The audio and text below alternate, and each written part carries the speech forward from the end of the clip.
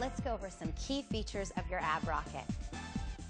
You'll notice that you have adjustment settings for your headrest. I want you to take a moment and adjust the headrest so it suits you perfectly. If you're tall, it's going to be up towards the top. If you're a little shorter, you might have the adjustment down towards the middle or the bottom. Now your ab rocket comes with 3 different launch cylinders. Launch cylinder 1 is going to give you the least resistance, so that's going to make the workout the most challenging. Launch cylinder 2 is great for intermediate workouts. And launch cylinder 3 is a great place to start because it's going to give you the most support and the most momentum. Now, you can always mix and match. It's easy to take the launch cylinders on and off, so feel free to put a 1 with a 2, a 3 with a 2, whatever works best for you. You're going to find the perfect resistance. So let's sit down and take a moment to go over proper form.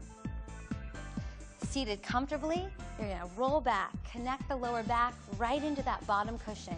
Slowly ease onto the ab rocket and you'll feel the connection all the way through your upper back, spine, and most importantly, your head is relaxed on the cushion. Chin away from the chest. This is where you want to start the moves. Now we're going to go up for a crunch and keep our head on the cushion the whole time. Let's go up and 2.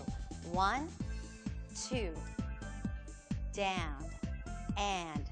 Did you keep your head relaxed on the cushion? I hope so. Let's go up nice and slow. 1, 2.